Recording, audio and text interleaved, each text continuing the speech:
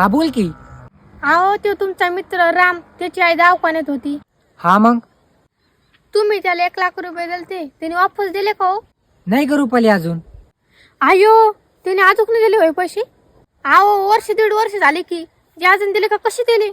अगं रुपाली, आपल्या मित्राला याजून कुठं पैसे देत असते का ग? आणि ते पण दवाखान्याच्या वेळेस. हे नाही बोलणं शोभलं तुला.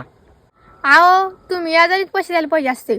लोकांना फुकट पैसे दिले ना, त्याचं महत्व नाही कळत. आणि तो म्हणला होता ना कापूस शिकल्यावर पैसे देईन म्हणून. अगं नसन झाली त्याची कापसाचे पैसे. त्याच्या मागं पण लय मोठा प्रपंच आहे, लेकर आहे, वडील नाही त्याला. आणि हा अडचणी असतात ज्याच्या त्याच्या माग. देईल तो, पैसे ठेवणार नाही. हा, याच्यामुळेच तुम्ही माग आहे आणि मला पण मागे ठेवलं. अहो लोक नाही का याजाने पैसे देऊनच बघा किती श्रीमंत झाले, आणि तुम्हाला तर अक्कलच नाही. अगं येडे, तो अडचणीत होता म्हणूनच आपल्याकडून पैसे घेतले ना. आणि कसं आहे ना, याजानं पैसे देऊन मला नाही आवडत. खरा तर विषय असा आहे की कुणाच्या लेकराचा तोंडचा घास हिरावून घेऊन माझ्या रक्तात नाही. त्यामुळे मी कधीच व्याजाचा धंदा करत नाही. देईल तो, आल्यावर नक्की देईल.